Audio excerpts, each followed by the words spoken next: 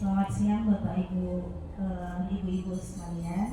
Selawat serta salam marilah kita panjatkan puji syukur kehadirat Allah Subhanahu wa Ta'ala, karena hari ini kita diberikan kesempatan berkumpul dalam kegiatan berbagi praktik baik calon guru penggerak SMP Negeri 1 Indralaya. Dan dalam hal ini kita memiliki 3 calon guru penggerak yang ada di depan.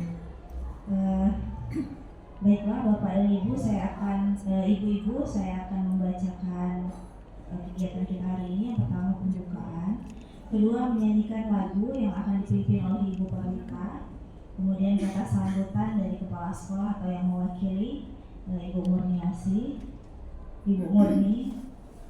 Untuk pertama pembukaan, marilah sama-sama kita melafazkan basmalah.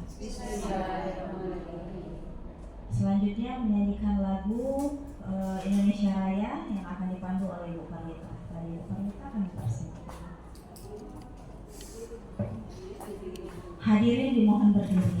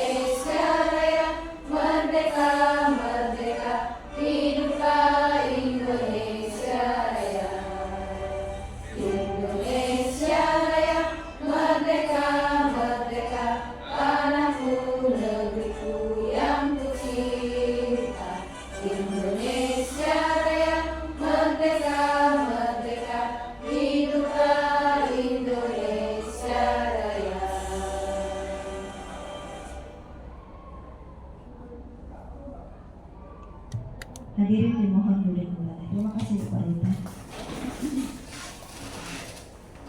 Acara selanjutnya kata sambutan dari kepala sekolah yang mewakili dalam hal ini yang mewakili adalah Ibu Murni. Dari Ibu Murni kami persilakan.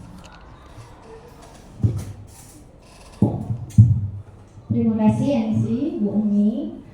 Assalamualaikum warahmatullahi wabarakatuh. Yang terhormat ibu-ibu guru yang berkenan dan bersedia hadir menyempatkan waktunya dalam kegiatan ini. Kemudian yang saya hormati CGP Rekognisi, kemudian CGP Angkatan 11 yang insya Allah akan berbagi praktik baik kepada kita semua. Alhamdulillah, puji syukur kepada Allah Subhanahu wa Ta'ala, kita dapat berkumpul di ruangan ini dalam keadaan sehat walafiat. Salawat serta salam kita curahkan kepada junjungan kita Nabi besar Muhammad SAW. Semoga kita yang hadir pada hari ini mendapatkan syafaat beliau di hari akhir nanti. Amin. Berbahagia tentunya di dalam kesempatan ini kita akan mendapatkan pengetahuan, informasi baru tentang budaya positif ya Ibu, di mana budaya positif ini tentu sangat penting dalam kita menyepakati beberapa hal yang akan menjadi bagian dari kehidupan kita di sekolah. Nanti apa yang bagusnya dari materi berbagi praktik baik budaya positif ini, kami berharap agar dapat dikembangkan, agar dapat dilaksanakan di dalam kelas-kelas kita, kemudian dilaksanakan juga di sekolah, sehingga akan ada perubahan yang berarti dan kita akan menjadi guru, kemudian bagian dari perubahan ekosistem sekolah yang akan menuju kepada kebaikan. Semoga nanti apa ilmu yang didapat dapat bermanfaat, kemudian narasumber juga diberikan kelancaran sehingga dapat menyelesaikan tugas ini ya ibu-ibu untuk menjadi calon guru penggerak di yang tentu juga akan memberikan manfaat baik untuk SMP Negeri 1 Indralaya. Lebih dan kurangnya saya mohon maaf. Assalamualaikum.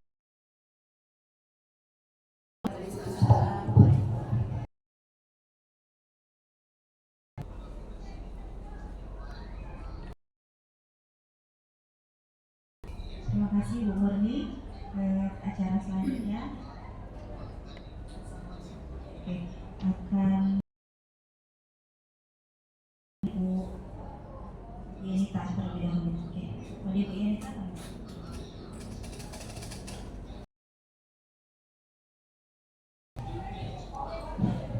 Bismillahirrahmanirrahim. Assalamualaikum warahmatullahi wabarakatuh. Ya, puji syukur kami ucapkan kehadiran Allah Subhanahu wa taala. Hari ini Bapak Ibu sudah hadir memenuhi undangan kami, itu berkat izin Allah dan kami ucapkan terima kasih. Terus selawat dan salam kami sampaikan kepada junjungan kita Nabi besar Muhammad Shallallahu Alaihi Wasallam yang telah memperjuangkan, yang telah menghadirkan indahnya Islam di muka bumi ini.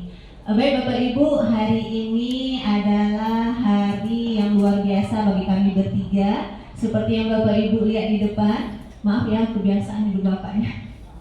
Seperti yang ibu-ibu lihat di depan, di sini kami bertiga adalah calon guru penggerak program guru penggerak angkatan 11 dari Kabupaten Ogan Ilir, terkhususnya SMP Negeri 1 Indralaya. Saya sendiri Yenita, saya di sini adalah CGP Rekognisi angkatan 11 juga. Kenapa disebut rekognisi? Karena saat ini saya juga bertugas sebagai fasilitator. Untuk bisa mendapatkan sertifikat guru penggerak, maka saya harus ikut CGP Rekognisi karena kemarin saya backgroundnya dari pengajar praktek. Berikutnya ada Ibu Hesti Asmaria Santi, ini adalah CGP reguler angkatan 11 juga. Dan satu lagi adalah Ibu Asri Arumsari. Jadi kami hari ini bertiga akan melakukan aksi nyata terkait modul 1.4 tentang budaya positif. Di sini kami berbagi tugas. Pertama sekali saya dulu yang akan menyampaikan tentang paradigma perubahan pada kurikulum Merdeka. Namun sebelumnya karena judulnya adalah budaya positif, jadi di sini kami akan sedikit memberikan gambaran apa itu budaya positif. Kalau yang positif-positif itu berarti sesuatu yang bermanfaat, yang baik. Jadi kita akan membahas hal-hal yang positif saja hari ini. Baik Bapak Ibu, yang pertama kita lihat pengertian apa itu budaya positif.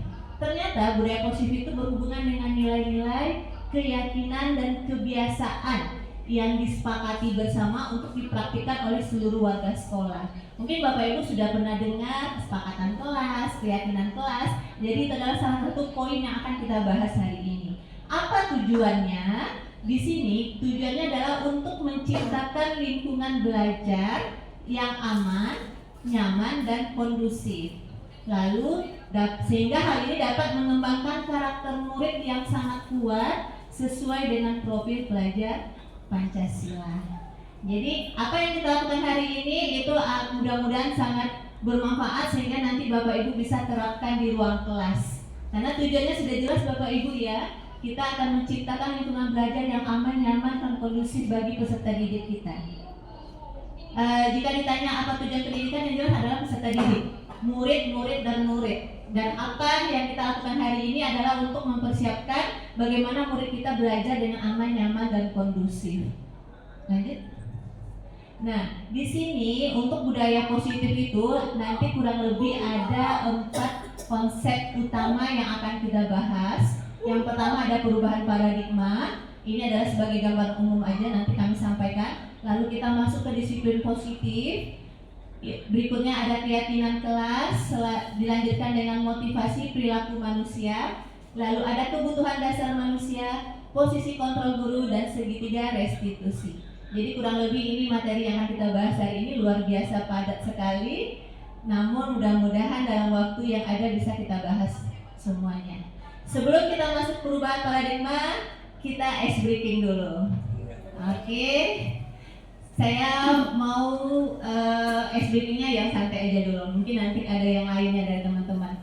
Untuk ice breaking hari ini, saya akan menyampaikan kata kuncinya perhatikan bulan. Perhatikan bulan. Lalu kita akan jalan-jalan. Ketika di bulan 5, saya akan mengajak Bapak Ibu pergi ke Mekah, England, atau India. Sekarang, kalau di bulan 5 kita perginya ke Mekah, ke England, dan ke India, kemanakah kita akan pergi pada bulan 3? Ayo, siapa yang mau jawab? Bulan 3, silakan Bu Endah.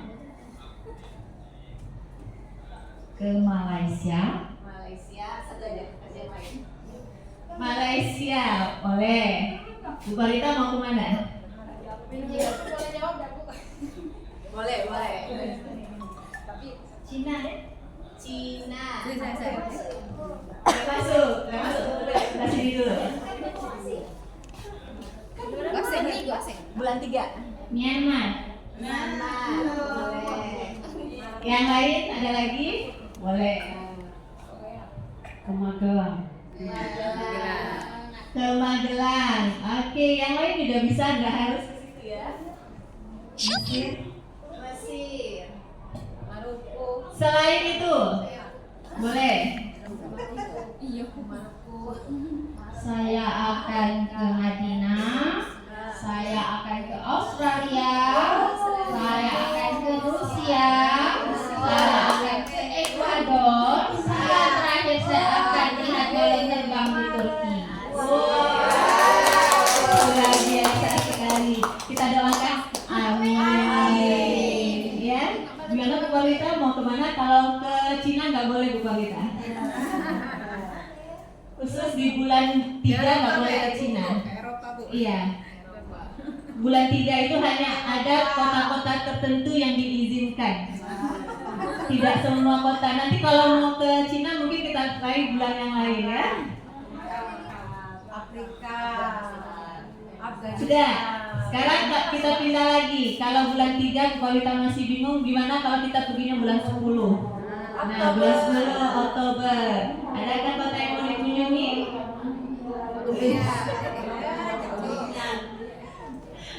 Yang belum, Ibu In mau kemana kalau bulan Oktober? Saya mau ke Okinawa. Okinawa, keren. Ada lagi Bu Pipit mau kemana kalau bulan Oktober? Columbia. Iya. Tidak apa-apa kan bahasa Inggrisnya. Anda mau kemana? Bulan Oktober. Ke Brunei. Iya. Lagi. Sudah? Kalau dari jawaban Bu Murni tadi udah lengkap ya, disebutkan di bulan 3 ada 5 kota yang mau dikunjunginya. Kira-kira sudah dapat clue-nya Bapak Ibu? Apa clue-nya? Iya, ada dan ada di bulan tersebut kita jadikan sebagai bulan sebagai awalan untuk kota atau negara yang mau kita kunjungi. Ya, jadi kalau Oktober boleh ke Osaka, ke Oman, atau K-nya mau ke Kamboja, boleh. B-nya Korea, kalau B-nya boleh ke Brunei atau kemana. Itu kata kuncinya. Oke, gimana? Semangat? Ya, terima kasih. Artinya sudah banyak yang fokus ya, tinggal Bu Pawita masih mikir-mikir. Ya. Baik Bapak Ibu, kita akan lihat yang pertama tentang perubahan paradigma. Nah, di sini kami akan mengulas sedikit saja tentang perubahan paradigma di kurikulum Merdeka ini. Mungkin Bapak Ibu sudah dengar atau mungkin sudah, kalau kita sekolah kan sudah melakukan ya. Saya mau dengar kira-kira apa yang membedakan antara kurikulum sebelumnya dengan kurikulum Merdeka. Siapa yang mau coba menjawab? Oke, silakan Bu Enda. Perbedaan kurikulum 13 dengan kurikulum Merdeka sekarang itu yang paling saya rasakan itu adalah adanya P5, profil pelajar Pancasila. Selain itu juga di kurikulum Merdeka ini pembelajarannya itu terdiferensiasi, diarahkan untuk berdiferensiasi sesuai dengan karakter-karakter yang dimiliki oleh siswa. Mungkin itu saja Bu. Kita kasih aplaus untuk Bu Enda. Iya, terima kasih Bu Enda. Tadi sudah menyebutkan adanya P5, adanya pembelajaran diferensiasi. Untuk semua aktivitas itu siapa yang jadi titik fokus kita? Siswa. Iya. Jadi untuk kurikulum Merdeka ini memang memberikan kesempatan kepada Bapak Ibu guru merdeka dalam melayani peserta didik. Merdeka dalam memberikan yang terbaik untuk peserta didik. Bagaimana kita menerapkan P5, bagaimana kita menerapkan pembelajaran diferensiasi yang seperti disampaikan Bu Enda tadi, tentunya kita harus memahami dulu peserta didik kita. Kita harus tahu dulu kebutuhan peserta didik kita. Jadi di sini memang paradigma yang pertama kali diharapkan adalah mindset para guru untuk melaksanakan aktivitas pembelajaran yang berpusat kepada peserta didik. Ya, di sini nanti diharapkan kita tidak lagi melakukan pembelajaran yang hanya menggunakan satu metode atau satu strategi. Kenapa? Karena kebutuhan dan kemampuan peserta didik kita berbeda-beda. Itu yang disampaikan oleh Bu Enda atau diferensiasi tadi. Lalu kita di sini mungkin selama ini kita menganggap siswa harus menjadi seperti ABCD yang kita inginkan. Ternyata anak itu sudah ada kodratnya. Sudah ada potensi yang ada di diri mereka masing-masing. Kita tinggal menebalkan dan menuntun siswa kita bertumbuh, berkembang sesuai dengan kemampuan, sesuai dengan minat, sesuai dengan kodrat yang ada pada diri mereka. Bapak Ibu nanti mungkin akan mendengar ada kodrat alam, ada kodrat zaman. Karena memang kondisinya zaman kita berbeda dengan zaman mereka. Lingkungan orang yang tinggal di kota berbeda dengan yang tinggal di desa. Itulah yang diharapkan oleh pemerintah sekarang, kita memberikan yang terbaik kepada siswa kita sesuai dengan kondisi, sesuai dengan kebutuhan, sesuai dengan potensi yang ada pada peserta didik kita. Mungkin kalau sekarang disebutkan kita ini ibarat seperti petani. Kenapa disebut kira-kira guru itu ibaratnya seperti petani? Mungkin ada yang mau memberikan pendapat? Kayaknya saya sebelah sini. Menurut Ibu kira-kira? Boleh. Petani itu karena yang ini buatnya Ki Hajar Dewantara Bu. Jadi orang Jawa mungkin dia petani kan banyak terinspirasi mungkin dari itu. Namun mengapa sebenarnya dikatakan guru adalah petani? Dikatakan bahwa kan kalau petani itu kan kalau mau nanam itu sudah ada bibitnya. Mau jagung, misalnya mau anggur, mau jeruk, begitu. Nah, maka seorang petani ini sudah tahu potensi apa, kebutuhannya apa. Ketika mau nanam jeruk, berarti pupuknya apa, tanahnya yang seperti apa. Nah, jadi guru itu membantu anak-anak untuk tumbuh sesuai kodratnya. Jadi hanya sebagai hore-horenya begitu. Ada juga masukan-masukannya. Namun kalaupun di kemudian hari siswa ini ternyata tidak berhasil menjadi jeruk yang berkualitas bagus, namun dia tetap jadi jeruk Bu, tidak berubah jadi salak. Jadi tetapi tetap menjadi kodratnya, bagian dari dirinya yang sudah ditentukan oleh Allah Subhanahu wa taala. Tinggal kita sebagai guru membantu mereka meraih apa yang sebenarnya sudah ditetapkan dari bagian jiwa mereka. Gitu, Bu. Terima kasih. Oke, kita kasih aplaus untuk Ibu Murni. Ternyata guru SMP 1 ini luar biasa ya. Sudah memahami 1 tahun yang kita laksanakan ini sepertinya sudah berhasil ya, karena guru-gurunya sudah bisa memberikan tanggapan, pendapat yang ide yang luar biasa. Dan saya tertarik dengan pernyataan Bu Murni tadi yang mengatakan karena yang membuatnya adalah Pak Ki Hajar Dewantara yang juga seorang petani. Ini kalau kita lihat dengan background kita Indonesia Raya, itu negara apa Bapak Ibu? Negara agraris yang memang menyediakan lapangan yang menyediakan memang lahan yang banyak, yang subur. Ya, dan ini sesuai dengan kodrat alam. Tidak hanya pada peserta didik, pada gurunya juga. Ya, dan penjabarannya sudah didetailkan oleh Bu Murni. Mungkin saya rasa itu untuk gambaran sedikit tentang paradigma baru. Sebelum saya lanjutkan kepada Bu Esti, materi berikutnya ada yang mau bertanya Bapak Ibu? Cukup? Nanti ya kita lihat di belakang mungkin pertanyaannya. Untuk berikutnya kita akan masuk kepada disiplin positif yang akan disampaikan oleh Ibu Hesti. Kepada Ibu Hesti kami persilakan. Oke, terima kasih Bu Yunita. Mohon maaf ya Bapak Ibu, kondisi kurang fit tapi masih tetap semangat. Saya akan melanjutkan materi yang mengenai disiplin positif. Jadi kalau Bu Yunita tadi sudah bilang, kita itu pendiri adalah seorang petani yang menggiring apa tadi? Tumbuh kembang dari sebuah tanaman ya.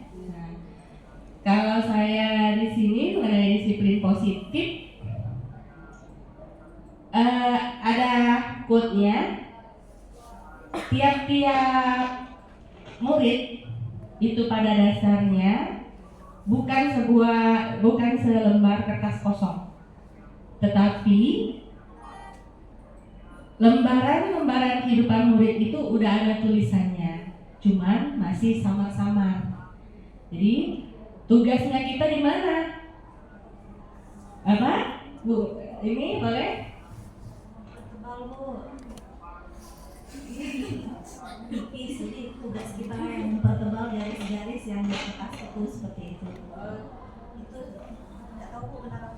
Oke, ya benar. Yang disampaikan oleh Bu Umi benar. Tugas kita sebagai pendidik sekarang adalah mempertebal garis-garis halus tersebut. Jadi kalau dulu kita bilang anak ini sebagai lembaran kertas kosong, kemudian kita sebagai pendidik yang mencoret-coretnya, ternyata tidak.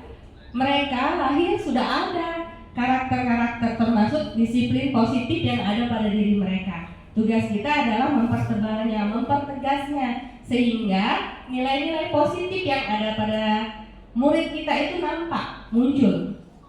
Bagaimana dengan nilai-nilai yang negatifnya? Apakah ada juga? Bapak Ibu, boleh?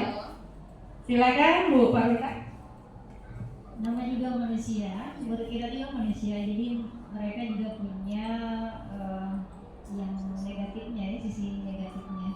Jadi sisi negatifnya paling tidak kita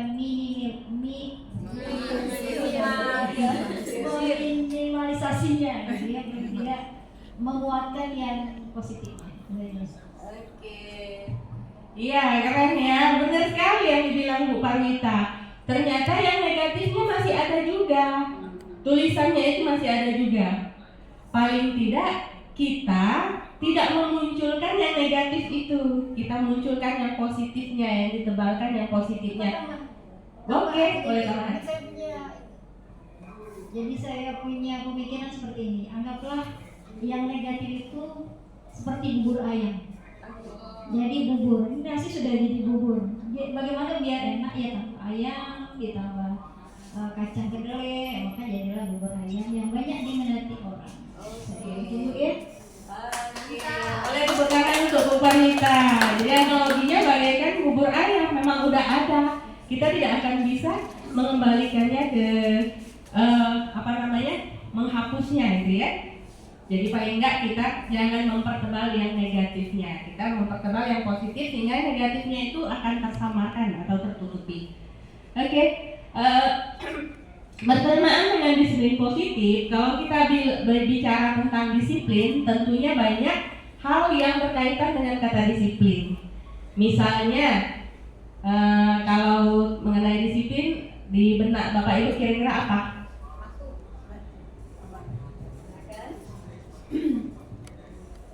Terima kasih Pak Esti.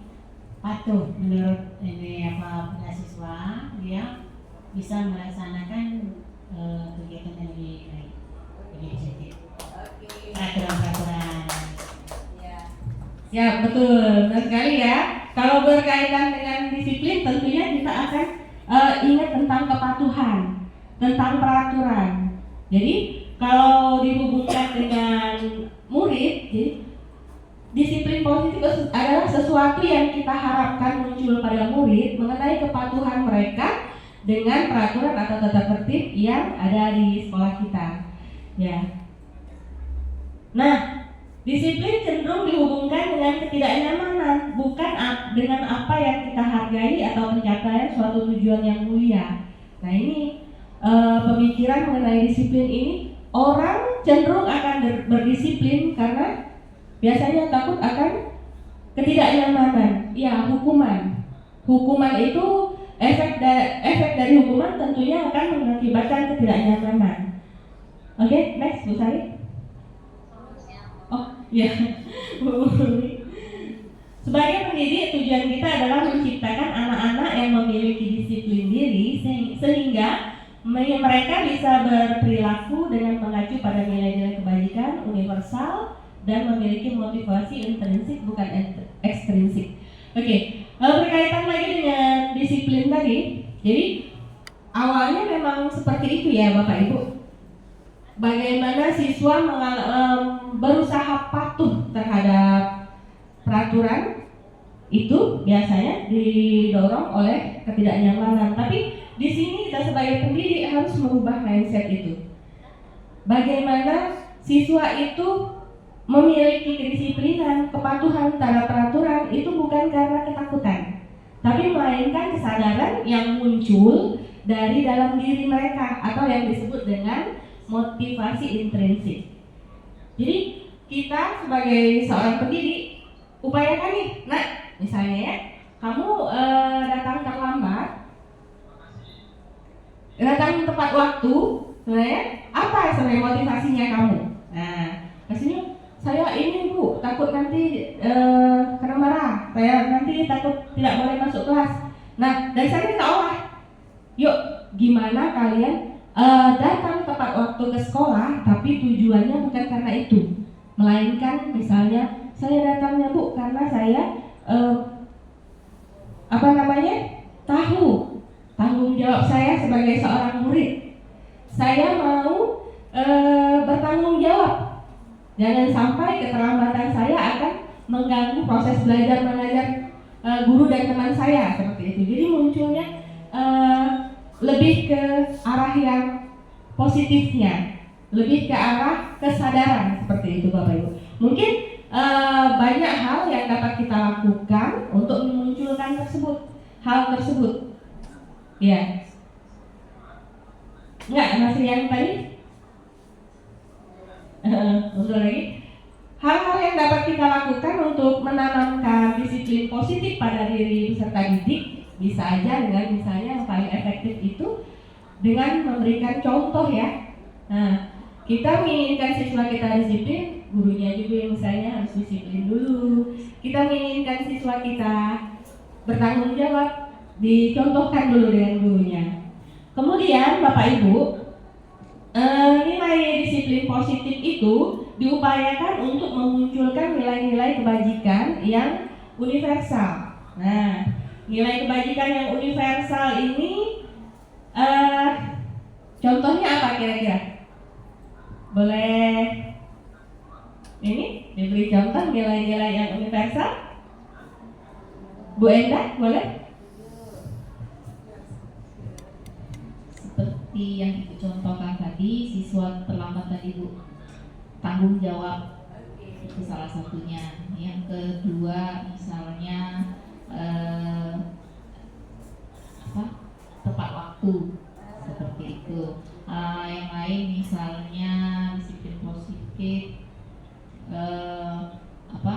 misalnya meminjam barang itu bilang dulu, seperti itu. Kira-kira seperti itu yang saya temukan di pada siswa saya. Baik ya Bu Enda, terima kasih. Ada yang bisa mau menambahkan nilai-nilai kebajikan yang universal?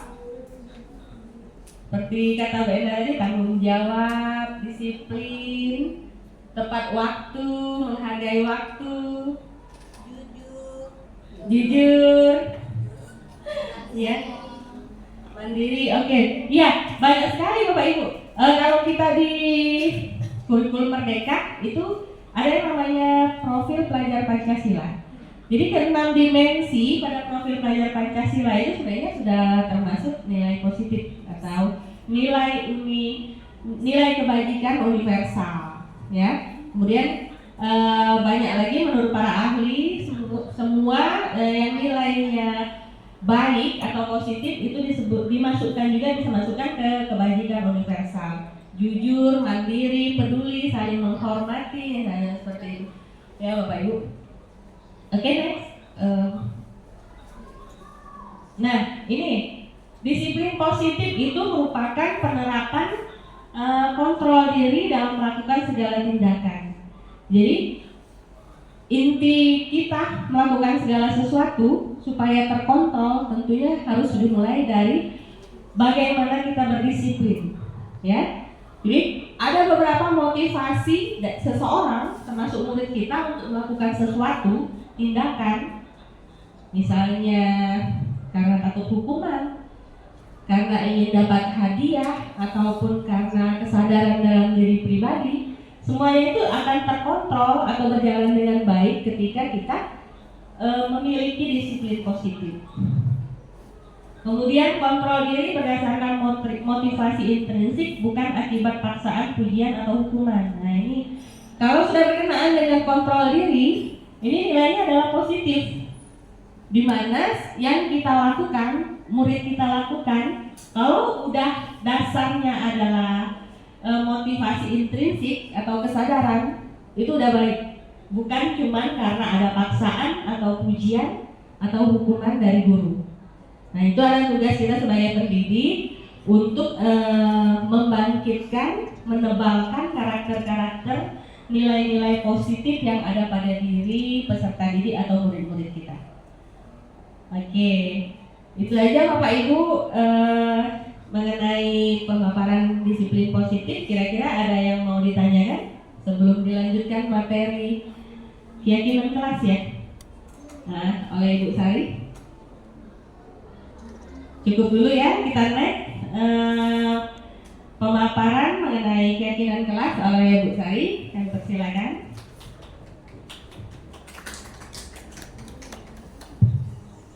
Oke, terima kasih kepada Ibu Hesti. Baik, Assalamualaikum warahmatullahi wabarakatuh. Baik, di sini saya akan menyampaikan materi tentang keyakinan kelas. Nah, dari disiplin positif kita langsung ke keyakinan kelas. Jadi keyakinan kelas ini merupakan salah satu contoh perwujudan dari disiplin positif. Mungkin di sini saya ingin bertanya terlebih dahulu, kira-kira ada enggak pendapat dari Ibu sekalian? Kira-kira apa sih keyakinan kelas ini? Mungkin ada yang ingin bercerita dulu, kira-kira Ibu Indrawati, keyakinan kelas Bu?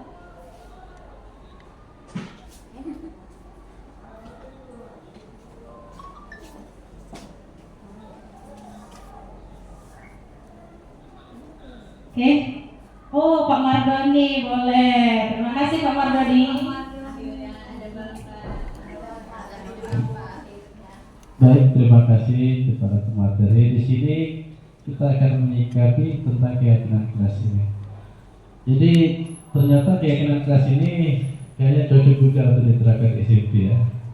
Saya tahu ya, setahu saya mungkin untuk anak SD mungkin. Tapi di sini menarik topik keyakinan kelas ini. Jadi keyakinan kelas ini pada dasarnya hal yang baru bagi saya. Tapi ini kalau kita mau sepakat untuk di kelas, saya yakin kelas itu akan memahami dasar-dasar daripada tujuan kelas itu diadakan.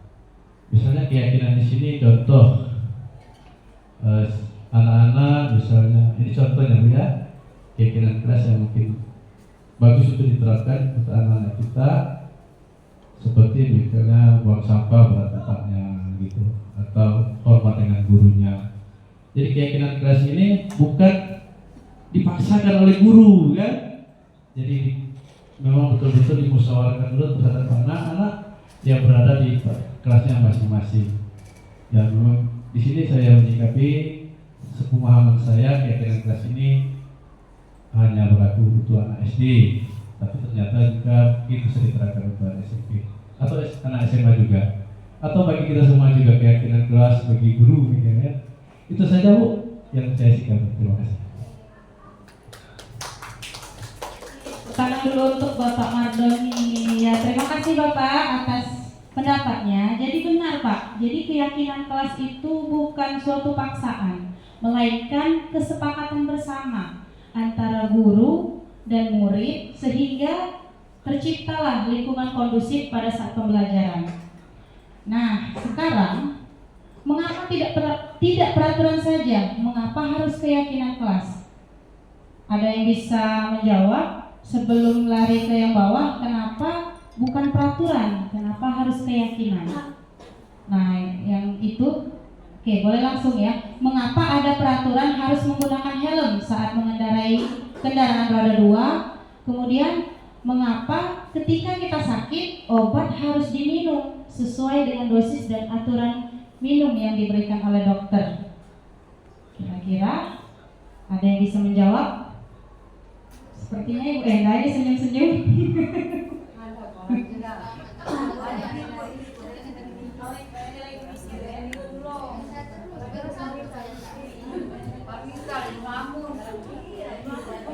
Baik Bu ya, mengapa tidak peraturan saja? Mengapa harus keyakinan kelas? Karena ini Bu, kalau peraturan itu berarti kita itu patuh, dorongannya dari luar. Tapi kalau keyakinan itu dari dalam diri kita untuk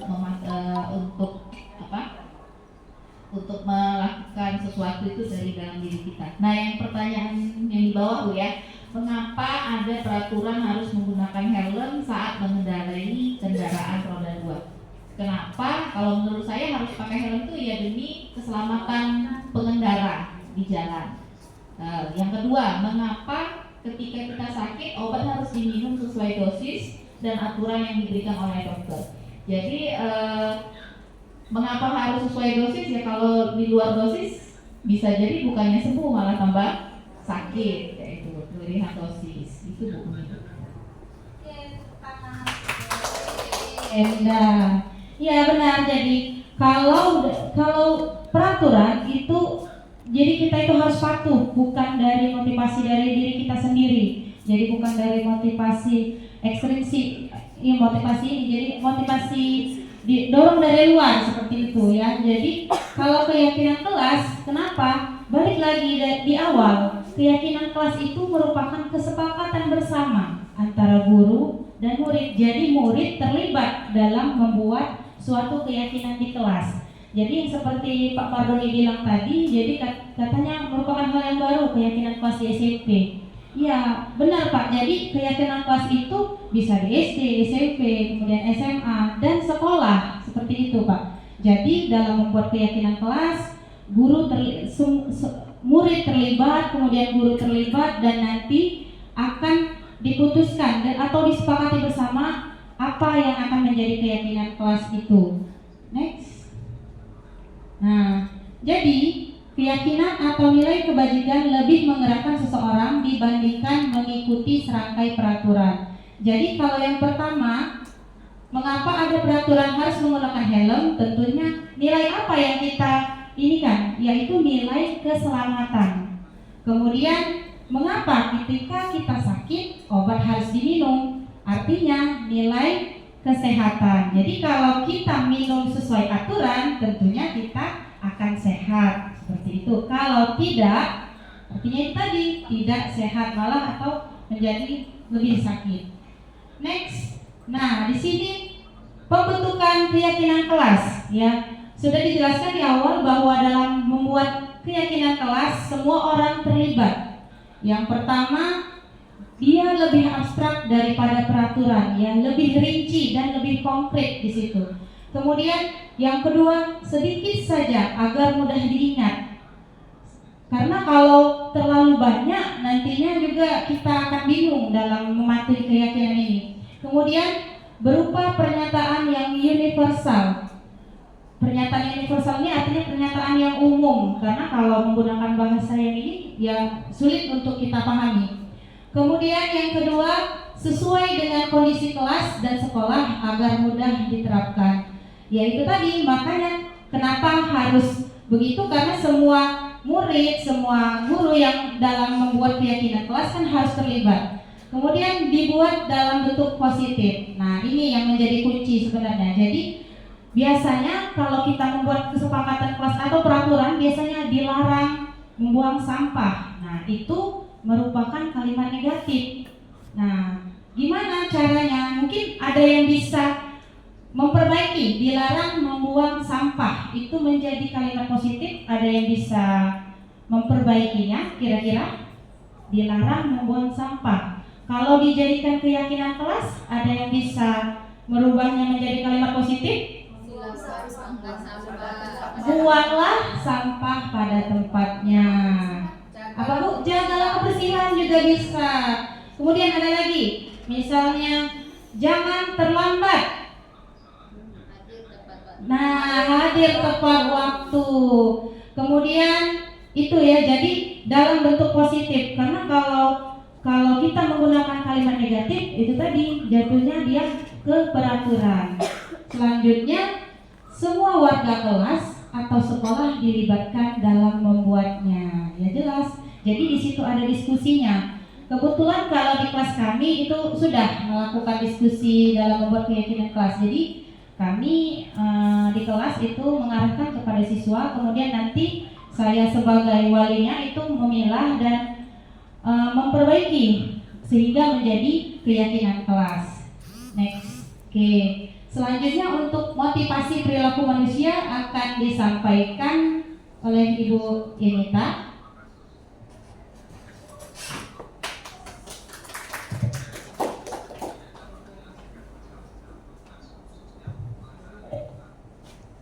Oke, sekarang kita akan lanjut untuk materi berikutnya, motivasi perilaku manusia. Tadi Bapak Ibu sudah dengar di baik di Bu Esti maupun di Bu Sari sudah membahas tentang adanya motivasi intrinsik dan motivasi ekstrinsik. Next slide. Nah, biasanya setiap tindakan yang dilakukan oleh siswa itu ada tujuannya, ada alasannya. Sekarang kita akan lihat. Bisa jadi ketika siswa melakukan suatu tindakan, alasannya yang pertama adalah untuk menghindari ketidaknyamanan atau hukuman. Ini biasanya dalam kelas kita, kadang ketika siswa kita suruh mengerjakan PR, ada yang ikuti, ada yang menyelesaikannya. Alasannya apa? Bisa jadi ini salah satunya. Dia untuk menghindari hukuman, menghindari rasa tidak nyaman ketika dimarahi oleh guru. Next, yang kedua, bisa saja alasannya itu adalah untuk mendapatkan imbalan atau penghargaan dari orang lain. Mungkin ada karakter guru tuh yang senang ngasih hadiah, yang senang memberikan pujian. Bisa saja itu menjadi motivasi bagi siswa ketika melakukan sesuatu. Dan yang ketiga, motivasinya adalah untuk menjadi orang yang mereka inginkan dan menghargai diri sendiri dengan nilai-nilai yang mereka percaya. Tadi udah dibahas, ada nilai-nilai universal, salah satunya tanggung jawab. Mungkin ketika dia mengerjakan PR ada rasa ingin menghargai sendiri-sendiri, melakukan apa yang menjadi tanggung jawabnya. Sekarang dari 3 motivasi ini, nomor 1, menghindari hukuman. Nomor 2, mengharapkan penghargaan. Nomor 3, menjadi diri sendiri dengan nilai yang diyakini. Menurut Bapak Ibu, mana yang ekstrinsik? Motivasi nomor 1 dan 2. Bagaimana dengan yang nomor 3? Luar biasa sekali. Kayaknya cukup materinya sudah kita semua. Aplaus untuk kita semua. Boleh next Bumi. Kita lihat. Nah, benar ya. Ternyata yang nomor 1 dan 2 itu adalah ekstrinsik. Artinya itu motivasi dari luar, bukan kesadaran yang ada dirinya sendiri. Berbeda ketika dia ingin menghargai dirinya sendiri, dia akan memilih motivasi intrinsik. Yang nomor 3. Oke, next. Nah, ketika guru dihadapkan kepada siswa yang memiliki beragam motivasi, apa yang harus guru lakukan? Kita lihat. Nah, di sini kita hubungkan dengan konsep disiplin yang disampaikan oleh Bu Hesti tadi, bahwa ada yang disebut dengan identitas gagal dan nanti ada identitas sukses. Kalau disuruh pilih, Bapak Ibu milih yang mana? Yang sukses. Oke. Artinya Bapak Ibu tidak akan sering melakukan yang 2 hal ini. Ya, nanti akan kita lihat yang sukses itu yang seperti apa. Kita lihat kalau ini hukuman ya. Kenapa ini dikatakan identitas gagal? Ternyata hukuman itu menyakitkan. Iya, rasanya tidak nyaman. Siswa jadi takut. Terpaksa, benar. Mungkin Bapak Ibu pernah lihat ya, sama guru itu diam dia. Sama guru ini tidak. Kenapa? Apakah guru itu sebenarnya bagus ngajar? Rupanya alasannya ini kadang-kadang. Ya, ada rasa takut pada siswa. Terus biasanya kalau siswa sudah takut, apa yang dilakukan? Dia akan menyembunyikan masalahnya, menyembunyikan kesalahannya, tidak jujur, benar. Lalu murid menjadi rendah diri. Itu kalau ketika kita memberikan hukuman. Di sini ada juga penghargaan. Ternyata penghargaan ini juga dikategorikan yang gagal. Ya. Ini ternyata efeknya adalah pertama, berusaha hubungan, ada rasa iri yang dapat dan tidak dapat. Lalu ada mematikan kreativitas. Dan juga bisa menyebabkan merampas hak menghargai dirinya sendiri karena motivasinya dari luar tadi, tidak berasal dari keyakinan. Sekarang kita akan lihat yang sukses. Nah, ini dia yang disebut dengan konsep disiplin identitas sukses. Itu ada konsekuensi dan restitusi. Dari 2 hal ini, kalau Bapak Ibu suruh milih yang mana lagi? Ini kan sudah baik ini. Sekarang suruh milih lagi. Mau milih yang mana? Apakah Bapak Ibu akan melakukan konsekuensi atau restitusi? Tergantung. Kayaknya menarik ini pendapat Bu Murni. Silakan. Tergantung dari yang digantung. Jadi kalau konsekuensi ini kan kita nak ambil cepet ya Bu.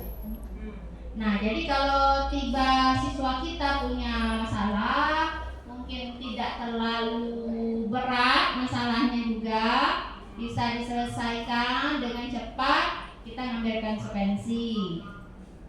Namun kalau memang masalahnya harus digali, kemudian kita harus memberikan penguatan, siswanya juga agar tersadar bahwa dia bisa kok menyelesaikan permasalahannya berbasis dirinya sendiri, berbasis kemampuannya, maka kita memerlukan restitusi ini.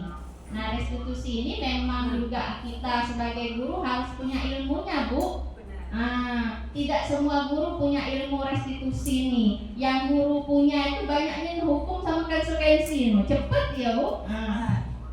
Jadi mungkin harus punya ilmunya juga bagaimana segitiga restitusi itu bisa berjalan efektif. Nah, ini juga mungkin sama-sama kita harus belajar. Jangan juga hanya teori, memang harus prakteknya juga Bu. Jam terbang ini tidak membohongi. Kalau jam terbangnya banyak untuk restitusi, insya Allah anak bisa menemukan solusi dari permasalahannya sendiri. Kemudian kemudian dia bisa percaya diri gitu Bu, untuk memperbaiki dan kembali ke komunitasnya dengan kepala tegap ya, kepala tegap, dan bisa kembali dengan percaya diri bahwa kesalahan itu umum, bisa dilakukan siapa saja, namun hanya orang-orang terpilih yang bisa bangkit dari kesalahan itu. Wah, Super sekali Bapak Ibu ya. Jadi sepertinya apa yang dipaparkan oleh Bu Murni ini sudah pernah melakukannya, sudah sering melakukannya, ya. Benar Bapak Ibu, apa yang dikatakan oleh Bu Murni ini bisa kita lihat konsekuensi penguatannya jangka pendek. Kalau restitusi itu akan menimbulkan tanggung jawab untuk perilakunya. Lalu perlu monitoring berkelanjutan, dan restitusi fokus pada pemecahan masalah. Kenapa jangka panjang? Karena itu biasanya datang dari dirinya sendiri ya. Itu biasanya akan lebih lama ingat di siswanya. Dan tadi Bu Murni katakan untuk restitusi itu perlu latihan, benar Bapak Ibu. Nanti kita akan ada materi segitiga restitusi. Di situ berarti akan kita lihat bagaimana kita melakukan restitusi ini. Kalau konsekuensi itu biasanya dialog antara guru dengan siswa itu dialog singkat saja, dan kecenderungannya biasanya dari guru solusinya. Kalau restitusi itu biasanya akan ada dialog yang lumayan panjang sehingga guru lebih terbuka dan siswa menemukan sendiri solusi dari masalahnya tersebut. Next saja. Nah, ini adalah kalau mau dibandingkan antara hukuman, konsekuensi, dan restitusi. Bisa Bapak Ibu lihat, kalau hukuman itu bersifat tidak terencana atau tiba-tiba. Biasanya kecenderungan kita seperti itu ya, ketika ada yang tidak sesuai dengan keyakinan kelas, maka kita cenderung langsung memberikan hukuman secara tiba-tiba. Ini tidak rencana, sehingga siswanya tidak siap apa yang akan terjadi, dan siswa juga tidak dilibatkan untuk menentukan hukuman seperti apa yang diterimanya. Kalau konsekuensi ini biasanya sudah terencana dan sudah disepakati, sudah dibahas dan disetujui oleh guru dan siswa. Lalu apa bedanya dengan restitusi? Ternyata restitusi itu lebih kepada proses kolaboratif yang mengajarkan murid untuk mencari solusi dari masalahnya. Bagaimana bisa murid menemukan solusi itu? Artinya dari gurunya bisa menggali, melakukan dialog, dan itu bisa kita dapatkan ketika kita menerapkan segitiga restitusi. Ini nanti bahasan terakhir. Next. Sekarang kita coba cek ya, dari kasus yang ada. Ini pertama, tindakan guru adalah mencatat 100 kali di dalam buku seperti kalimat "saya tidak akan terlambat lagi". Ini termasuk hukuman atau konsekuensi? Ada yang punya berbeda? Kita lihat next. Oke, ternyata benar itu hukuman. Iya, lanjut. Nah, mengganti kertas tugas teman yang dicoretnya. Ini hukuman atau konsekuensi? Konsekuensi. Kita lihat apakah benar konsekuensi? Ya, benar. Jago sudah ya. Next. Murid diminta telanjang kaki sepanjang hari karena tidak menggunakan sepatu warna hitam. Hukuman? Diminta membuka sepatunya sepanjang hari karena tidak memakai sepatu warna hitam. Hukuman atau konsekuensi? Oke. Bu Endah.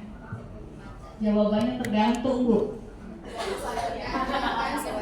Tergantung di awal itu ada tidak perjanjian di awal. Kalau misalnya tidak pakai sepatu hitam harus buka sepatu. Kalau di awalnya tidak ada perjanjian di awal, konsekuensinya harus buka sepatu, maka itu jadi hukuman.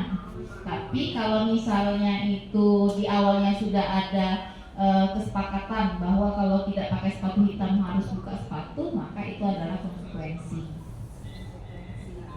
Oke, terima kasih. Iya, bisa ya Bapak Ibu berpikir seperti itu. Tapi kalau kalimatnya sepanjang hari tidak pakai sepatu, itu rasanya nyaman tidak? Iya, itu memberikan rasa tidak nyaman ya, rasa tidak suka. Kalau misalnya di kesepakatan yang tidak pakai sepatu hitam, silakan pulang ganti sepatu. Bisa jadi konsekuensi ya, dia harus pulang ganti sepatu. Tapi kalau disuruh telanjang kaki sepanjang hari, ini lebih cocoknya hukuman atau konsekuensi? Iya, karena ada rasa tidak nyaman. Tapi katanya, oh benar, hukuman. Iya. Masih ada kan? Nah, menarik nih ya.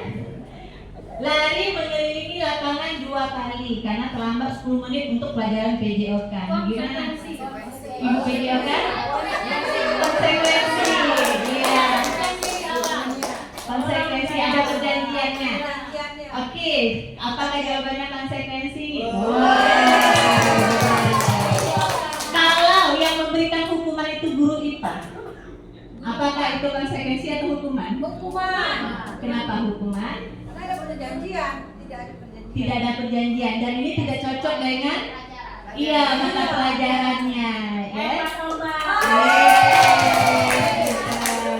Oke, Bapak Ibu, next.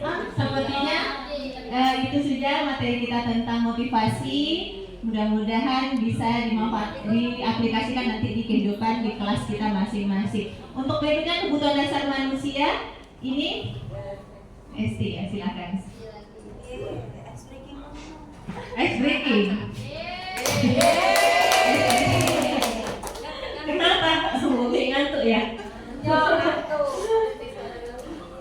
Ice breaking. Tapi saya nggak punya ice breaking kalau untuk ibu-ibu sama bapak-bapak. Kalau untuk siswa ada? Nggak apa-apa. Oke, kalau gitu. Kita ice breaking tepuk semangat. Nah, Bapak Ibu boleh berdiri dulu. Silakan berdiri dulu. Jadi gerakannya gini. Kalau saya bilang tepuk semangat, pak pok pok, ding ding ding, dung dung dung, dan ding dung, ding ding ding, dung dung dung, set. Oke, saya sampaikan dulu ya, Bu. Ya. Tepuk semangat. Dang dang dang. Ding ding ding. Dung dung dung. Ser. Aha aha. Ma.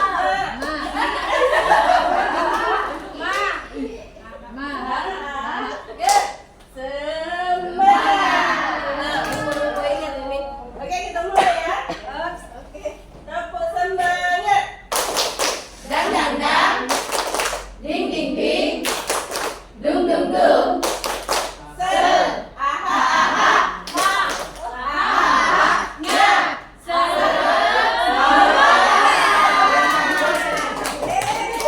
silakan dulu. Saya sendiri juga lupa tepuk semangatnya. Mohon maaf ya Bapak Ibu. Oke. Kita lanjutkan materinya mengenai kebutuhan dasar manusia. Jadi tadi udah dijelaskan sama Bu Yenita. Motif seseorang dalam melakukan segala sesuatu ada 3 katanya tadi ya. Menghindari hukuman, ingin mendapatkan penghargaan, dan yang terakhir adanya kesadaran atau menghargai diri sendiri. Nah ini juga sama motif juga dari murid kita atau seseorang dalam melakukan sesuatu. Nah, yaitu memenuhi kebutuhan dasar manusia, memenuhi kebutuhan dasar kita. Yang pertama, kebutuhan dasar yang pertama adalah bertahan hidup. Jadi, bagaimana upaya kita untuk tetap mempertahankan kehidupan kita, itu namanya kebutuhan dasar bertahan hidup. Misalnya, memenuhi kebutuhan makan, minum, ya, belanja, ya, belanja makan, belanja minum, belanja pakaian, ya, iya, check out, ya, itu semua diupayakan untuk supaya kita tetap bertahan hidup. Nah, bayangkan kalau kita tidak bisa memenuhi kebutuhan dasar utama, bagaimana caranya kita memenuhi kebutuhan yang lain? Yang pertama aja udah bisa kita ini, konsekuensinya tetap tadi, ya. Kitanya di end. Kemudian motivasi kebutuhan dasar kasih sayang dan rasa diterima.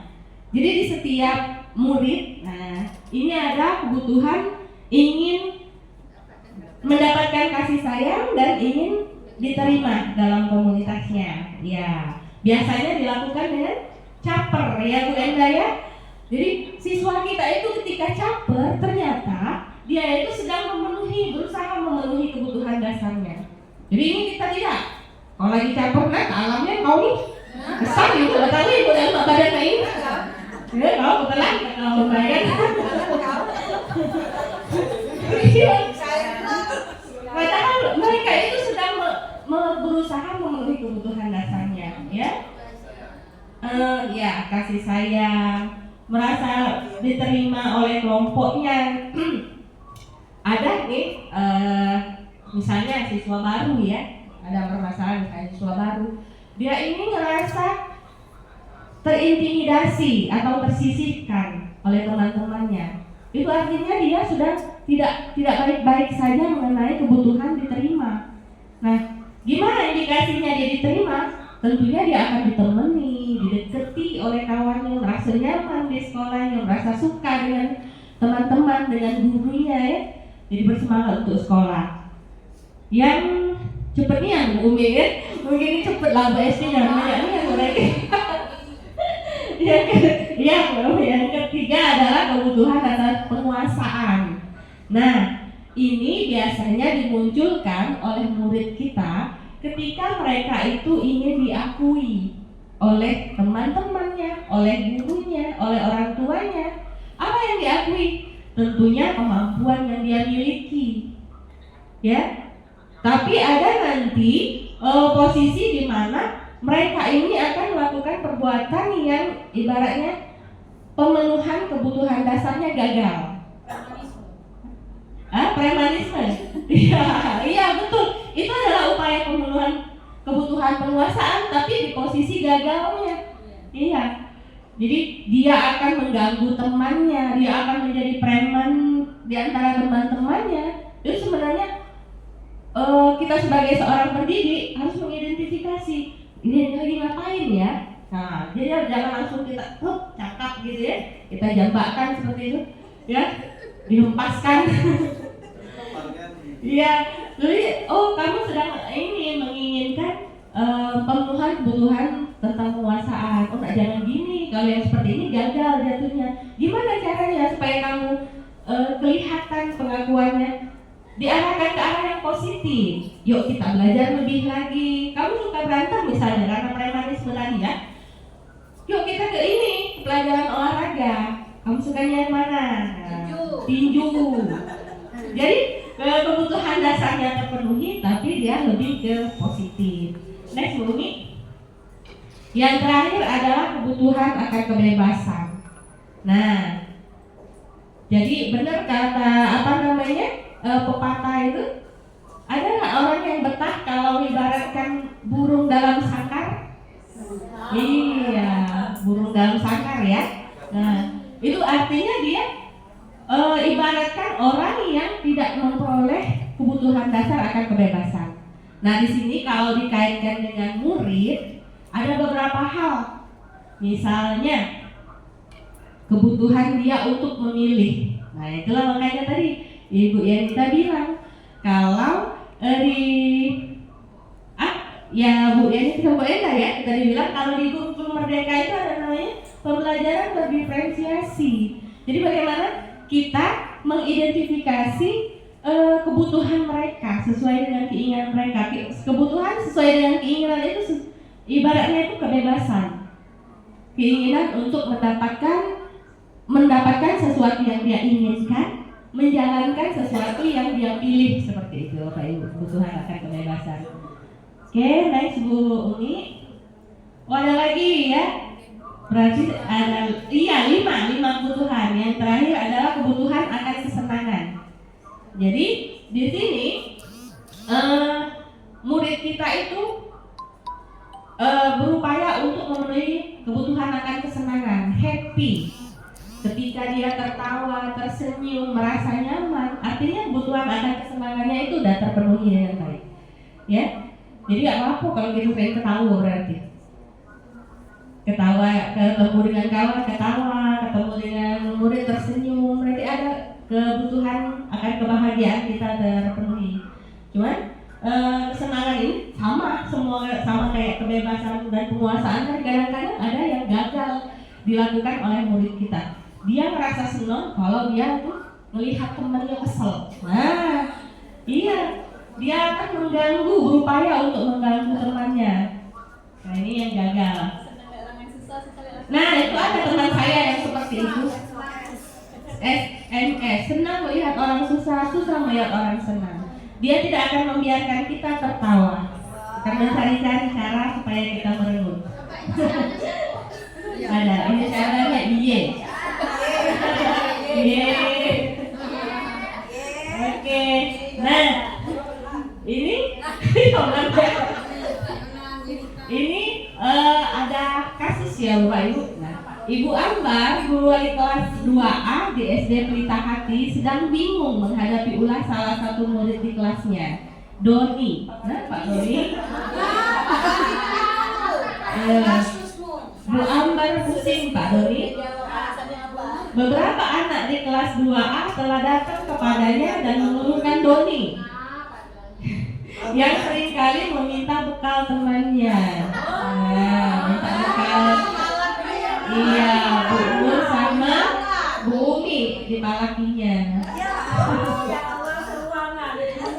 Jika Anda menghadapi situasi seperti Ibu Ambar, apa yang akan Anda lakukan? Menurut Anda, kira-kira alasan Pak Doni melakukan hal itu apa? Pak Doni dulu ya. Iya. Apa yang akan Anda lakukan kalau Anda menjadi Bu Ambar dulu? Kira-kira jadi Bu gurunya dulu. Nanti Pak Doni dulu siswanya.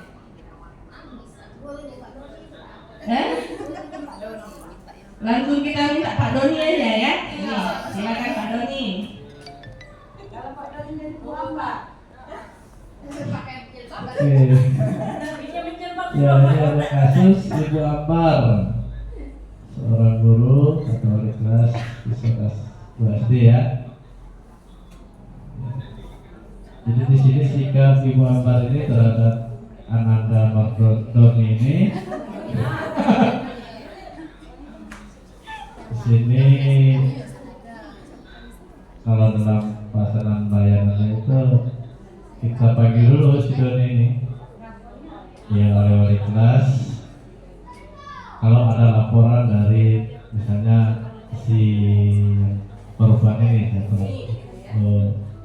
apa namanya? Bu Ambar gurunya, korban mungkin temannya Umi. Temannya nggak ada namanya di sini. Jadi Umi berarti. Jadi di sini kalau ada laporan, Ibu Ambar selaku wali kelas memanggil Doni, dan di sini kalau ada korbannya misalnya Bu Umi juga, setelah itu diklarifikasi dulu oleh Ibu Ambar bagaimana sebenarnya kejadian itu yang Doni ini lakukan. Nanti takutnya apa yang dilaporkan terhadap Doni ini bukannya dia ngambil bekal temannya, tapi bekal Doni yang dihabisi temannya takutnya kan. Jadi di sini ada klarifikasi oleh wali kelas sehingga betul-betul yakin kalau memang Doni melakukan kesalahan, tindakan yang diambil oleh guru tentu memberikan arahan, bimbingan kepada Doni bahwasanya perilaku tersebut ya tidak baik, ya tidak sesuai dengan harapan yang diharapkan oleh wali kelasnya, karena sifatnya mengganggu temannya, bahkan bisa merugikan. Kalau ini dibiarkan nanti takutnya si Doni ini perilakunya itu terbawa sampai dewasa. Apalagi ini kalau kasusnya siswa kelas 2. Kalau kelas 2 ini kan ada SD ini kan ada kelas bawah kan 1, 2, 3. Kalau kelas atas itu 4, 5, 6. Jadi kalau kelas 2 ini betul-betul ditanamkan hak dan kewajiban kepada anak, jadi paham betul. Jadi sikap perilaku tindak tanduk dari seorang pendidik juga, dari teman-temannya, apalagi kalau kasus-kasusnya kalau sering ini Doni ini bisa jadi bully ini nanti ini ya. Oke, itu saja mungkin dari saya. Jadi kasih sini Ibu Ambar, klarifikasi Doni, manggil Doni, dan memberikan arahan kepada Doni. Nah, kalau bisa, kalau ada treatmentnya mungkin kursi di situ. Oke, itu saja. Terima kasih. Oh, Pak Doni ya. Ini kejadian udah lama Pak. Kelas 2. Iya, kelas 2 SD dulu. Jadi kalau kata Pak Doni mengenai masalah Doni, tentunya ya dilakukan penyelesaian lebih ke ya udah selesai ini kan Pak masalahnya. Iya. Nanti ada materi segitiga restitusi. Nah, sebenarnya kita akan mempelajari bagaimana mengatasi permasalahan pada murid kita dengan tepat. Oke, lanjut Bu Umi ya. Menjawab pertanyaan yang kedua, kira-kira alasan Doni melakukan hal itu. Nah, identifikasi pertama itu adalah upaya Doni untuk bertahan hidup. Kemungkinan dia lapar dan orang tuanya nggak menyiapkan bekal makan. Jadi Doni mengambil bekal makan temannya. Next Bu. Kemudian ada lagi Pak Doni lagi berusaha memenuhi kasih sayang dan rasa diterima. Nah, kira-kira kalau dia nih ngambil makanan temannya, kira-kira dia akan mendapat perhatian enggak? Dari orang tuanya, oh kamu ternyata kurang nggak ya makannya, ibu kasih 1 tepak, besok ibu bawakan 5 ya, gitu ya. Jadi ada rasa kasih sayang dari orang tuanya. Juga dari oh ya kalau gitu saya bawakan lagi besok ibu kamu gitu ya. Oke, next. Penguasaan. Nah, bisa jadi motivasinya adalah ingin menguasai, merasa hebat nih karena sudah melakukan pemalakan tepak tadi Pak ya. Jadi merasa ingin ditakuti, dituruti. Nah, itu kan jadi berusaha untuk menunjukkan penguasaannya. Next Bu. Kebebasan. Nah, ini kalau kebebasan ini identifikasinya kira-kira alasannya karena Doni tersebut bosan dengan lauk yang dibawakan oleh orang tuanya. Nah, mungkin telur, dan kebetulan tadi temannya bawa misalnya nugget ya yang kesukaan Pak Doni dan rusik mungkin. Oke, lanjut Bu. Yang terakhir adalah motivasinya adalah kesenangan. Jadi dia melakukan itu karena iseng aja, suka aja gitu. Ketika dia berhasil mengisengi temannya, ada rasa kebahagiaan tersendiri. Nah, ini yang perlu kita arahkan mengenai Doni ini ya Bapak Ibu. Oke, next. Nah, oke, sudah selesai di bagian apa tadi? Kebutuhan ya, kebutuhan dasar. Kita lanjutkan ke materi 5 posisi kontrol yang akan disampaikan oleh Ibu Sari. Silakan Bu Sari. Ice breaking dong biar dapat jaro ice breaking. Nah, Ibu. Kita sedang ice breaking Ibu itu. Hanya pendek Ibu. Oke. Dek pendek. Oh, jadi kebalikan ya. Atau berdiri be, lawan arah be, berdiri semuanya. Boleh. Jadi bukan panjang pendek tapi jadi ketika saya bilang maju, oh tegak dulu be, oke boleh. Jadi tidak mau di sini di tempat. Jadi ketika saya bilang berdiri, ibu-ibu duduk. Kemudian ketika saya bilang duduk, artinya berdiri. Kalau 2 kali artinya duduk. Oke. Pertama posisi duduk dulu. Oke. Oke, Ibu Wita, kita duduk dulu Bu, nice break dulu ya. Berdiri. Iya, berarti masih bangsa nambah ya, Ibu Mai ya. Oke. Berdiri.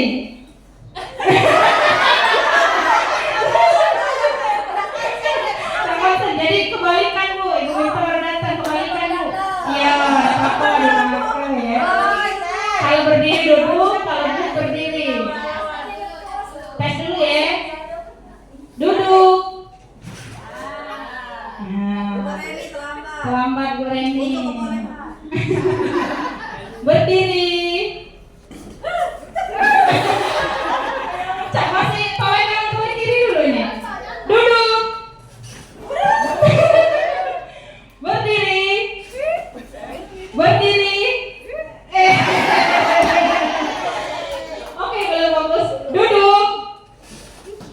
Berdiri. Duduk. Terima kasih Ibu Reni ya. Terima kasih Ibu Reni. Iya, waktu malas tegak. Duduk. Yang di belakang gitu. Duduk. Berdiri. Berdiri. Oke.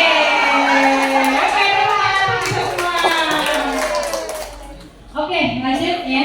Kita ke 5 posisi kontrol. Next. Jangan salah sebut ya. Awas, terliput. 5 posisi kontrol restitusi. Nah, jadi ada 5 sebagai seorang guru kita itu ya Bapak Ibu. Jadi yang pertama ada guru sebagai penghukum. Kemudian yang kedua ada guru sebagai pembuat rasa bersalah. Kemudian yang ketiga adalah guru sebagai teman. Dan keempat guru sebagai pemantau. Dan kelima guru sebagai manajer. Kita langsung masuk ke contoh saja ya biar ini. Nah, jadi di mana di sini ada kasus siswa tidak memakai atribut lengkap saat upacara bendera. Kalau guru sebagai penghukum, dia akan menggunakan kalimat seperti ini. Patuhi aturan sekolah lalu berdiri depan barisan. Nah, jadi itu kalau ada siswa yang tidak memakai atribut, kalau dia sebagai penghukum dia akan langsung nyuruh berdiri. Nah, kemudian kalau pembuat rasa bersalah, dia begini, dia biasanya menggunakan kalimat, berapa kali Bu Guru harus memberitahu kamu, Ibu kecewa sama kamu. Nah, jadi kalau pembuat rasa bersalah ini, si guru ini lebih membuat siswa itu jadi merasa bersalah. Mungkin misalnya kalau kita lagi ngajar, ini contoh lain ya. Kalau kita lagi ngajar, oh nak, gak kasihan aku sama ibu lah capek-capek ngajar dari pagi, kamu udah mikir ke ibu. Nah, itulah gambaran pembuat merasa bersalah. Mungkin masih banyak kita di sini ya.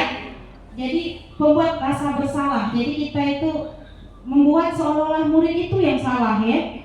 Kemudian posisi sebagai teman. Ayolah yang tertib, buat ibu bangga. Kali ini tidak apa-apa kalau salah.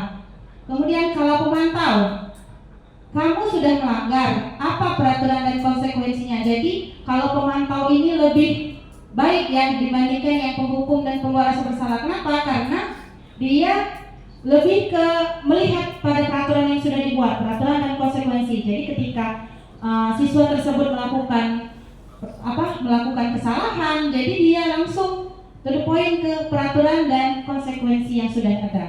Kemudian manajer. Nah, manajer inilah yang kaitannya dengan segitiga restitusi, di mana seorang guru dengan posisi manajer, dia mengajak siswanya dulu, dia berdialog, kemudian dia tanya, kamu tahu apa kesalahan kamu? Nah, baru nanti kira-kira bagaimana kamu akan memperbaiki. Jadi di sini inilah kaitannya dengan segitiga restitusi. Jadi kita mengajak siswa itu menemukan sendiri solusi dari kesalahan yang dia buat. Next. Nah, ini kira-kira mau ditampilkan Bu? Iya. Sedikit saja ya. Nah, ini kita lihat ibu guru ini ya. Iya ibu. Satu berapa satu titik? Dan 5 posisi manajer. Untuk lebih mengetahui 5 posisi tersebut, mari kita saksikan kasus lain yang terlambat hadir. Nah, ini posisi penghukum. Kita lihat.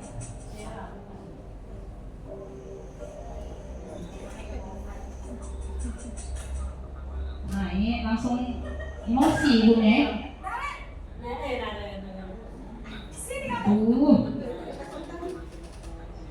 Selamat pagi Bu. Selalu terlambat. Kamu deh pasti terlambat. Kamu, saya. Apa coba? Alasan kamu apa lagi? Kapan sih kamu tidak terlambat? Belum jawab. Ini sabar dulu ya. Ini penghukum ya, bukan. Sudah berapa kali terlambat? Sana, kamu keliling lapangan basket.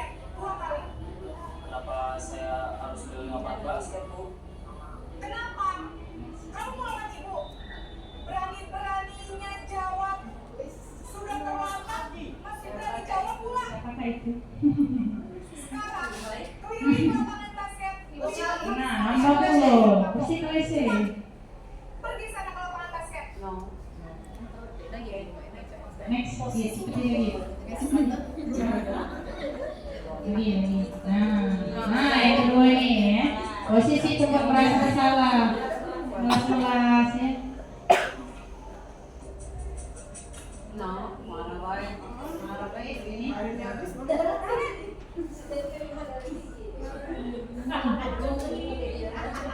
Selamat pagi Bu. Naren. Kamu kenapa terlambat lagi, Nak? Nah, cenderung lembut dia kalau perempuan merasa bersalah. Senang ya bikin ibu susah ya? Nanti ibu yang ditegur bapak kepala sekolah, Nak. Disangka ibu tidak bisa membina kamu. Duh, gimana ini? Maaf Bu. Duh, Gusti Naren. Kamu suka ya Pak ibu ditegur bapak kepala sekolah? Terus, sekarang ibu harus tulis apa ini di buku absen?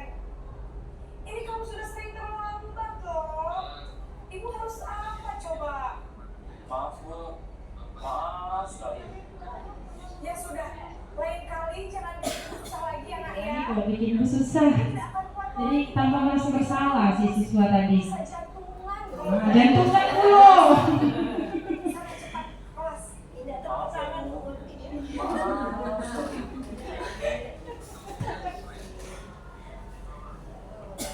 Posisi teman.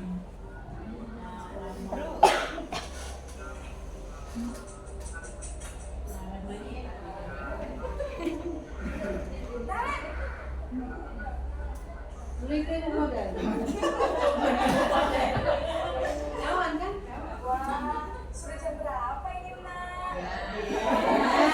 Iya Bu. Habis. Saya Bu. Kamu malah menyalahi. Iya, itu baik.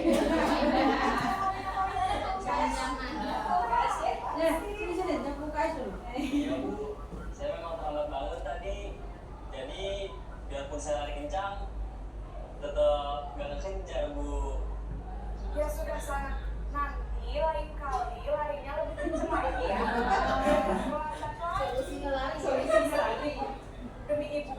Bisa kan? Bisa Bu. Ya sudah sana masuk kelas. Ibu beresin urusan absen kamu. Nah, sekarang merasa teman tadi. Dalam posisi teman. Posisi pemantau. Marah lagi dah ibunya nih ya. Aku meja lagi dah. Oh, masih aku meja.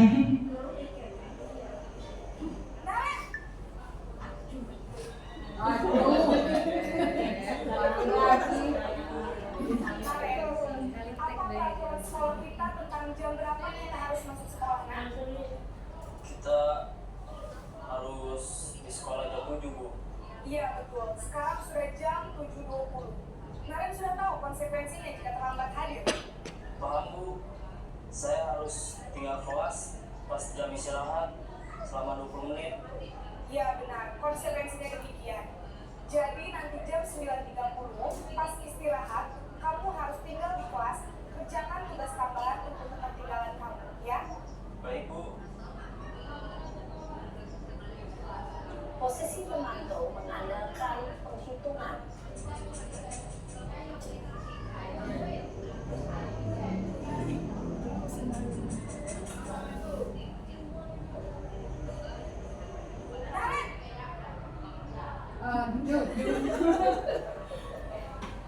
Selamat pagi Bu.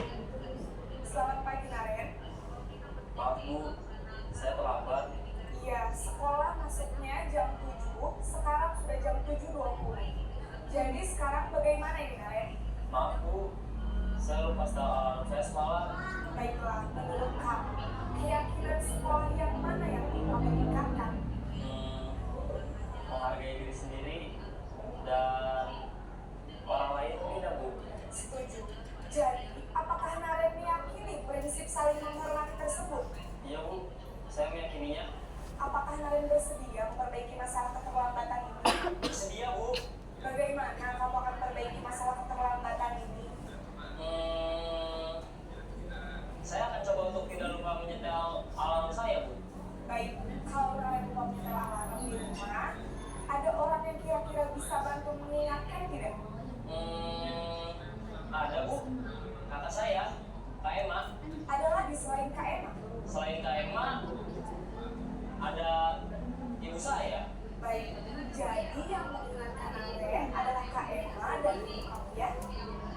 Kira-kira akan mulai setel alarm kapan nih, Naren? Setelah pulang sekolah, akan segera saya lakukan. Baik, jadi Naren akan setel alarm untuk bangun besok pagi dan akan diingatkan oleh kakak dan bunda Naren ya.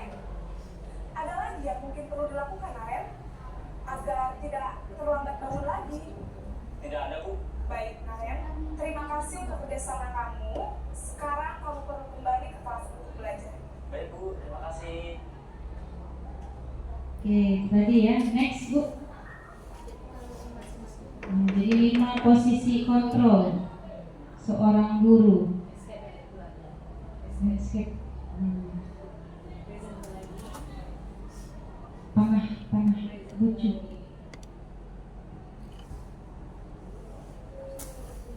Nah, jadi kaitannya dengan identitas gagal dan sukses tadi.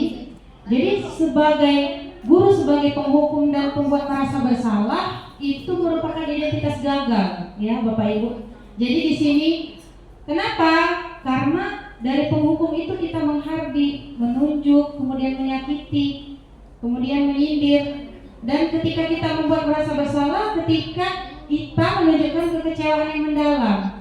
Jadi itu merupakan posisi yang tidak baik ya, karena dapat memunculkan identitas yang gagal. Kemudian identitas yang sukses itu adalah pada posisi teman, pemantau, dan manajer.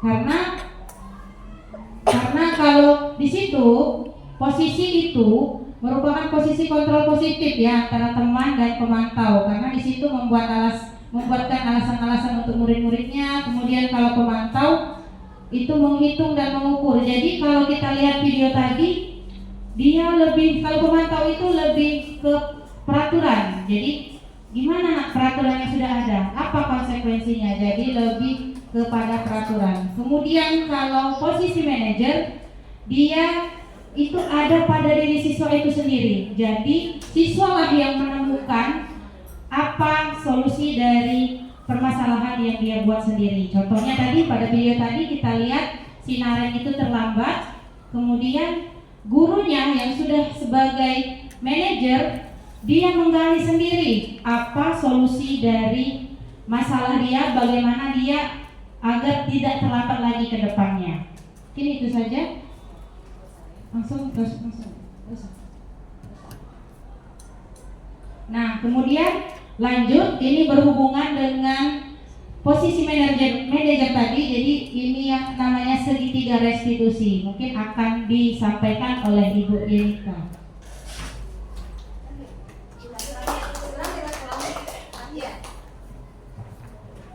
Oke, Bapak Ibu, kita sudah sampai di materi yang terakhir, yaitu segitiga restitusi.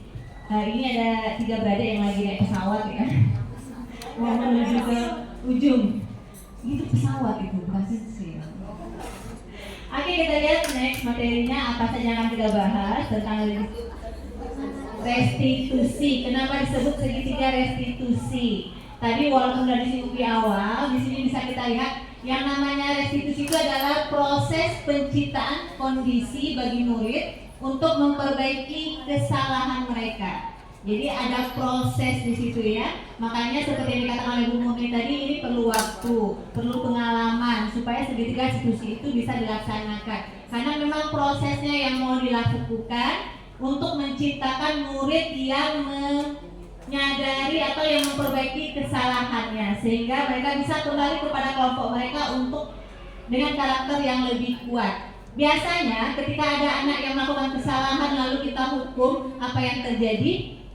Ada rasa tidak nyaman, siswa merasa rendah diri. Tetapi ketika yang kita lakukan itu adalah restitusi, maka karakternya semakin kuat sehingga dia nyaman kembali lagi ke dalam komunitasnya. Jadi restitusi ini benar-benar yang diharapkan yang sering dilakukan oleh guru. Ciri-ciri dari restitusi yang pertama, bukan menebus kesalahan tapi belajar dari kesalahan. Kalau konsekuensi itu biasanya menebus ya, tapi kalau restitusi ini lebih kepada belajar dari kesalahan. Lalu memperbaiki hubungan. Tadi ada kata kunci dari restitusi itu adalah kolaborasi. Dari video yang kita lihat, di situ ditunjukkan Kalau Darren itu tidak bisa memperbaiki kesalahannya sendiri, dia butuh orang lain, butuh kerjasama, yaitu bisa kakak, bisa teman, bisa orang tua, tergantung dari apa yang mau diperbaiki. Lalu ada tawaran, bukan paksaan. Karena solusi ini datangnya dari dirinya sendiri, guru tinggal menawarkan, bukan guru yang memutuskan. Lanjut, itu menuntun untuk melihat ke dalam diri. Tujuannya memperbaiki diri, artinya kita menanyakan kepada siswa tersebut. Mencari kebutuhan dasar yang mendasari tindakan. Ini ada hubungannya dengan 5 kebutuhan dasar tadi. Artinya kita mengenali dulu kebutuhan dasar. Yang jelas, apapun dilakukan oleh siswa itu ada alasannya, ada tujuannya. Kalau kita memahaminya, maka akan lebih mudah bagi kita untuk membantu siswa keluar dari kesalahan dan memperbaiki kesalahan tersebut. Menguatkan dan fokus pada solusi. Oke, ini fokus pada karakter, bukan pada tindakan. Tujuannya adalah membentuk karakter. Next saja, Bu. Ini, ya, ini contohnya ya. Ketika ada siswa yang tidak mengerjakan PR, kalau hukuman itu biasanya membuat guru marah dan murid menjadi takut. Kalau konsekuensi, guru terkesan tegas dan siswa menghormati peraturan. Dan bagaimana dengan restitusi? Di sini guru terbuka dan siswa menghormati dirinya dan orang lain.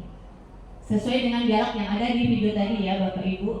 Lanjut. Nah, kenapa disebut segitiga restitusi? Ini dia jawabannya.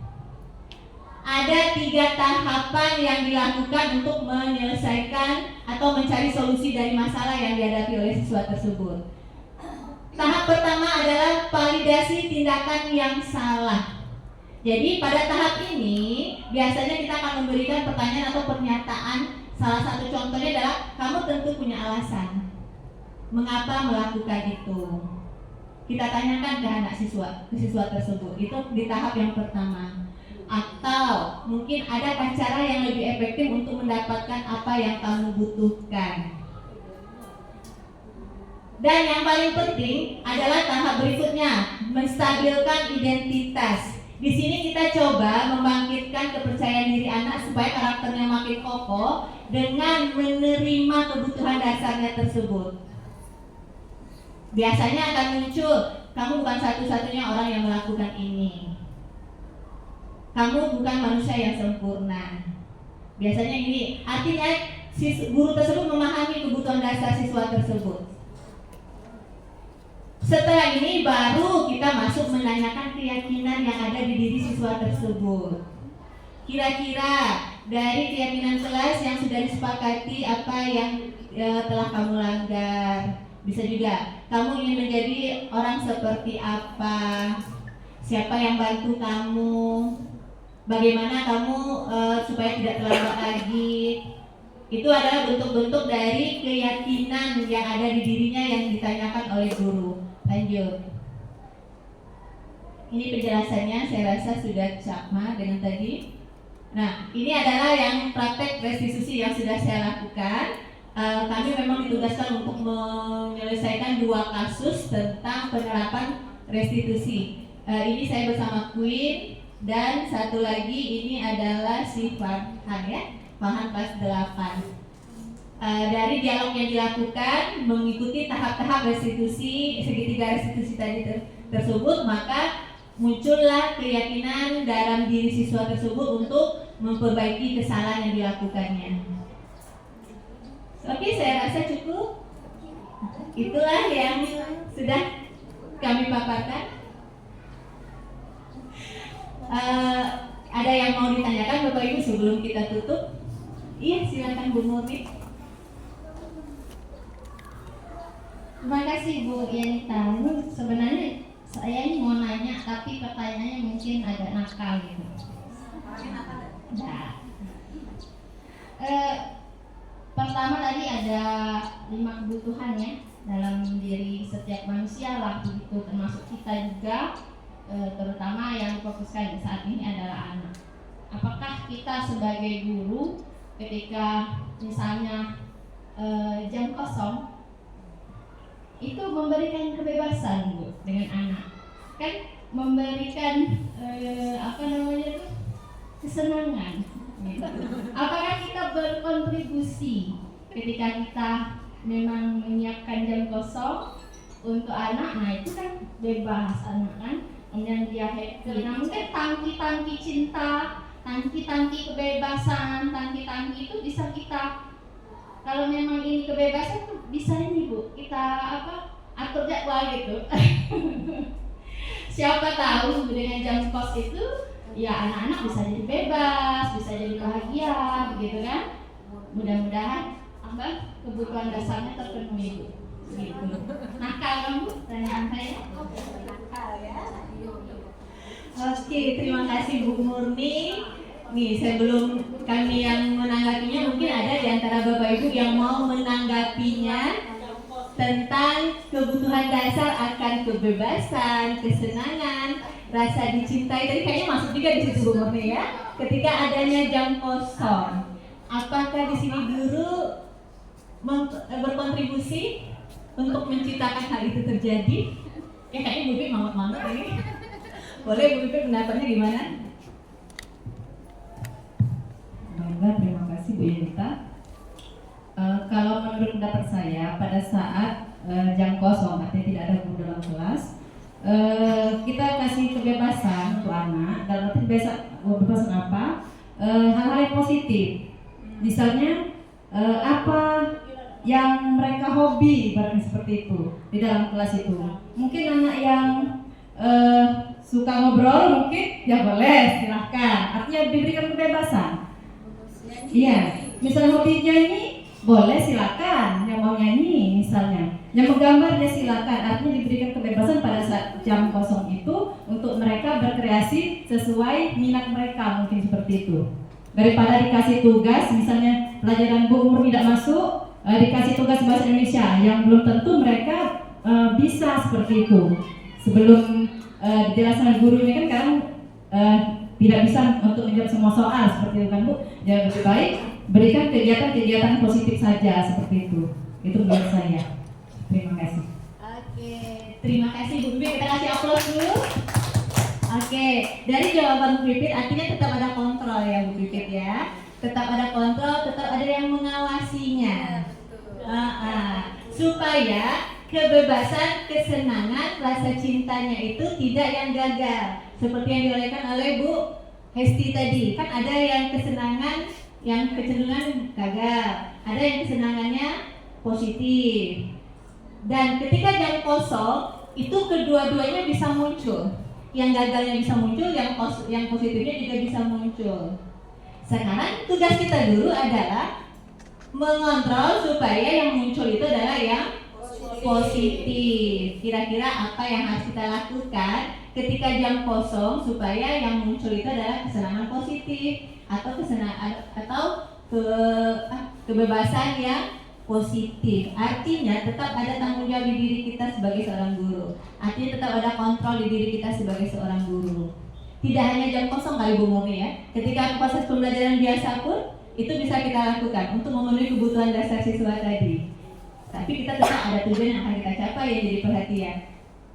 Bu Esti mau nambahkan karena tadi Bu Esti yang bahas ini ya. Cukup nambah? Cukup. Oke, cukup gimana Bu Murni? Ada yang mau ditanggapi lagi? Cukup, aku tenangkan ya. Iya. Poinnya itu Bapak Ibu ya, kita harus tetap ada kontrol, harus ada tanggung jawab juga di diri kita supaya kecenderungan, kesenangan yang muncul, kebutuhan dasar yang muncul di siswa itu adalah yang positif. Artinya apapun yang aktivitas siswa di sekolah ini itu adalah tanggung jawab kita guru.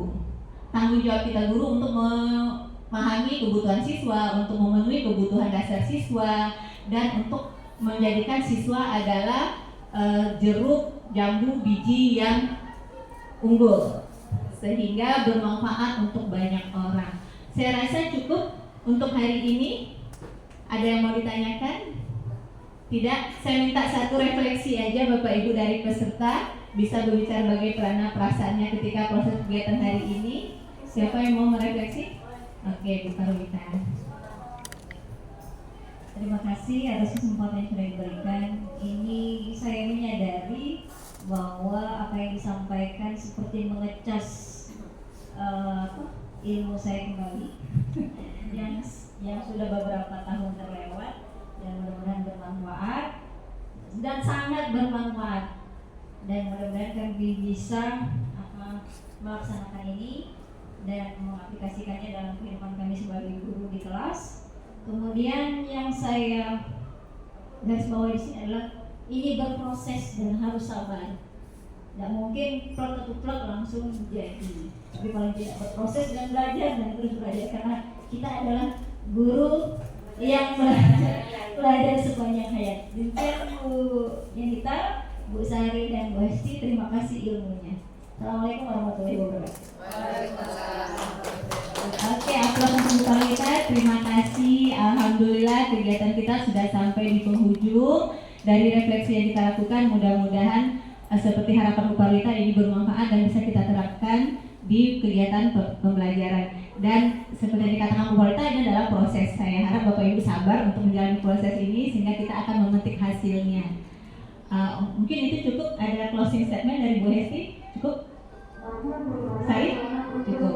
Baik Bapak Ibu, kami dari CGP SMP Negeri 1 Indralaya mengucapkan terima kasih atas bantuan Bapak Ibu sudah bersedia hadir mengikuti kegiatan berbagi praktek baik untuk aksi nyata kami di modul 1.4 budaya positif. Mudah-mudahan apa yang kita lakukan hari ini bermanfaat dan mendapat nilai ibadah di sisi Allah. Marilah kita tutup kegiatan dengan mengucapkan hamdalah. Mohon maaf jika ada yang tidak berkenan. Wassalamualaikum warahmatullahi wabarakatuh. Kita foto bersama dulu ya.